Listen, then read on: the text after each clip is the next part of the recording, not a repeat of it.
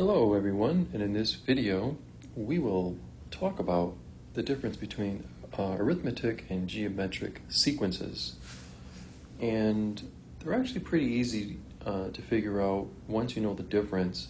Some can be more difficult, however, but there is a method to handle those as well so that they are not so difficult. So let's just define what a number sequence is, right? A number sequence is a series of numbers or digits, and they don't have to be in consecutive order, but it can be from one digit to the next digit. And for example, the sequence that I have here on the screen would be 5, 7, 9, 11, and 13. So, when we think of a sequence, we don't necessarily mean 1, 2, 3, 4, 5, have every single number represented, but a number sequence can contain patterns. Okay, and we can figure out those patterns if we compare the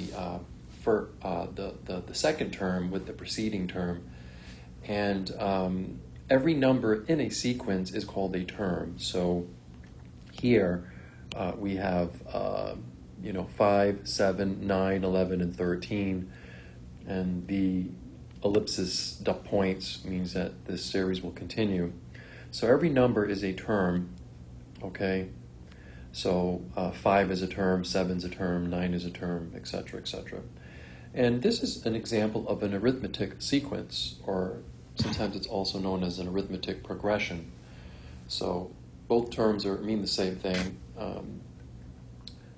And each term is obtained by adding or subtracting the same number to the preceding term. That's called a common difference. And in this case, if you look at the sequence that I gave you, 5, 7, 9, 11, and 13, okay, if you pay attention to the formula here, okay, and it's not necessarily a formula you need to memorize, but also be familiar with it. But essentially what you do is you take the term. So when we start with 5, and then the second term would be 7. So if you look in the lower left-hand corner, we can take the difference of 7 minus 5, and we get a number 2. And if we continue to take 9, okay, and subtract it by the preceding number 7, 9 minus 7 also gives me 2.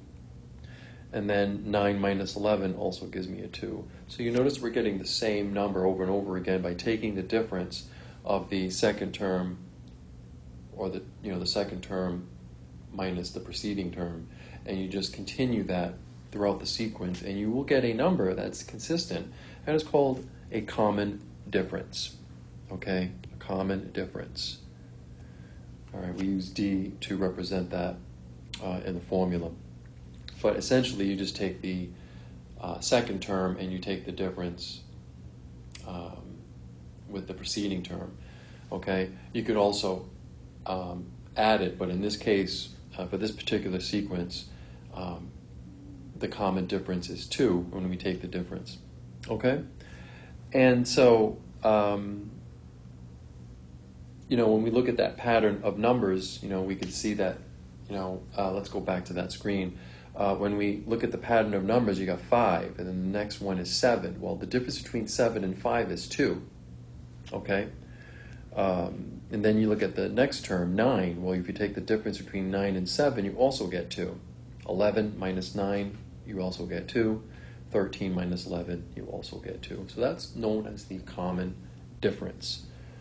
In a geometric sequence, okay, you can get the next term by usually multiplying or dividing the preceding term by the same number. That's called a common ratio, because a ratio is a fraction. It's a comparison of two quantities. And if you look at the sequence that I gave you here, 3, 9, 27, 81, 343, okay, we can determine what the next term will be after 343. All right, but before we do that, we want to know what the common ratio is between 9 and 3, 27 and 9, 81 and 27. Okay, so if you take 9 and divide it by 3, you get 3. If you take 27 and divide it by 9, you also get 3. If you take 81 divided by 27, you also get 3. But be careful, you don't do 341. When you do 343 divided by 81, you don't get 3, you actually get like 4 point something. So that will not be the next term, that's a different ratio.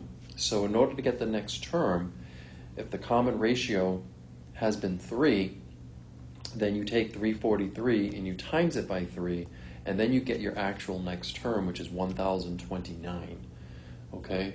So, be careful if you don't get that same common ratio.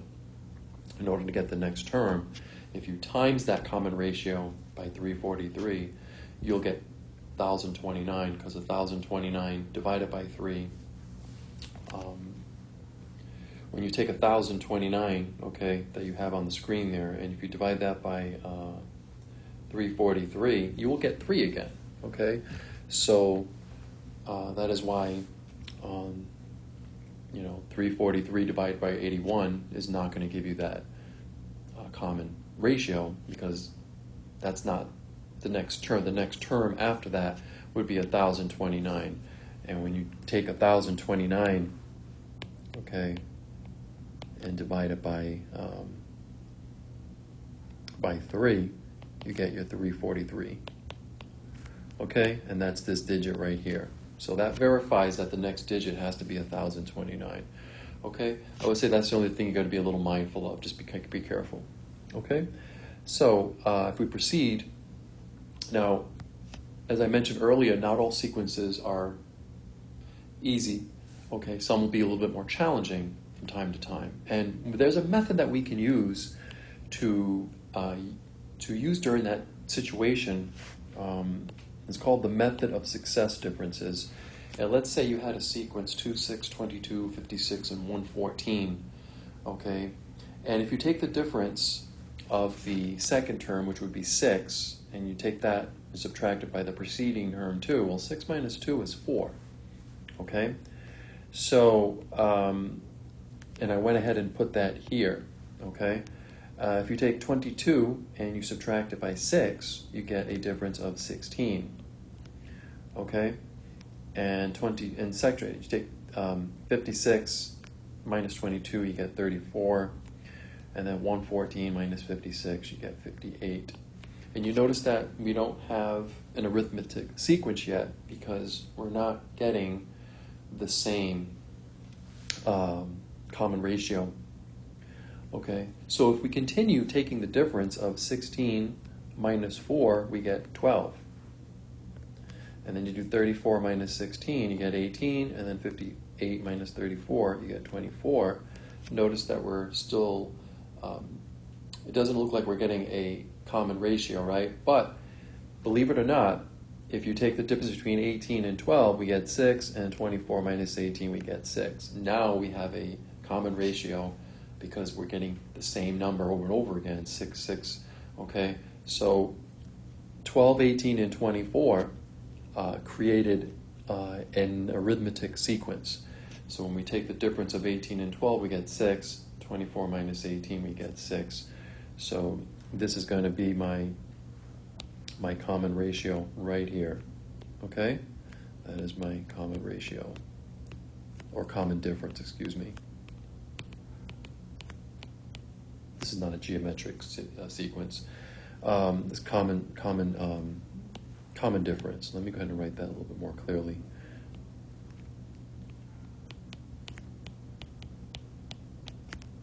Okay, so that's what we do to handle more challenging sequences. Okay, it's called the method of success differences. It's pretty easy to do if you know how to take the difference of two numbers. It's pretty simple. Okay, and the last thing I want to discuss is number patterns and sum formulas. Okay, so some patterns have very specific ways of determining them, and there are several common ones here, and one of them is called the sum of the first n odd counting numbers. You notice that 1, 3, and 5 are odd numbers. So if you want to get the next odd counting number, okay, let's say, we use 3, right? How did they get 3 here? Okay, well, if you use the formula, okay, you take 2, and then n is going to be 3 in this case, and then we subtract 1. Well, 3 times 2 is 6, and then 6 minus 1 is 5, and there's your number 5 right there. Okay, so if you want to get the next number, and 5, if you take that 5 and you square it, you get a perfect square, actually, right? 3, you square that, you get a perfect square, which is 9. But we're just talking about odd counting numbers, okay? So 5 would be the next digit. If you want to get the next one, then you plug in 5, and then you do 5 times 2 is 10, minus 1. You take 5, 2 times 5 is 10, minus 1 gives you 9, okay? So 9 is also an odd counting number as well. And you just keep following that pattern over and over again if you want to get the next number in the sequence. Square numbers, right? A number times itself gives you a square number, so 5, right? If you take 5 and you times itself, you get 25. 5 squared is 25, so that gives you a perfect square.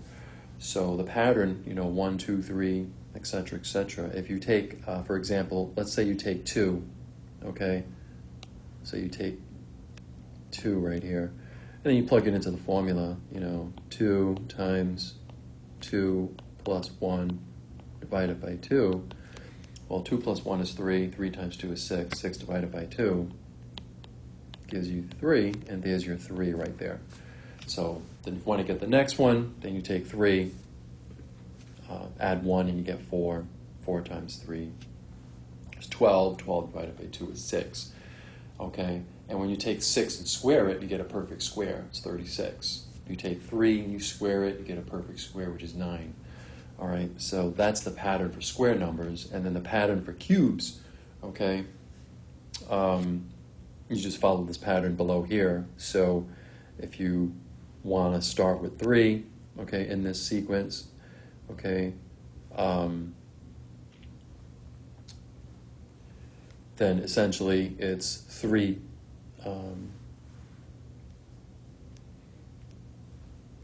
You have to raise the number to the third power. So I think in my writing here, this should be cubed here. So if you kind of go back here, I meant to put cubed, not squared.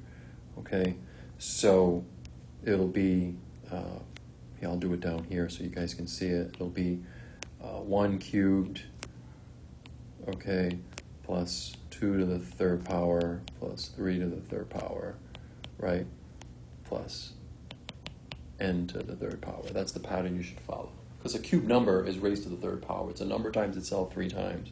So 1 to the third power is 1. 2 to the third power is 8. Okay? All right? 1 to the third power is 1. 2 to the third power is 8. 3 to the third power is 27. Those are all perfect cubes. Okay? So you can simply follow this pattern, these techniques, to determine what the next term is for geometric and arithmetic series, or sequences, excuse me. Well, I hope you found this video very helpful. I'm looking forward to explaining the next topic. Thank you very much for watching.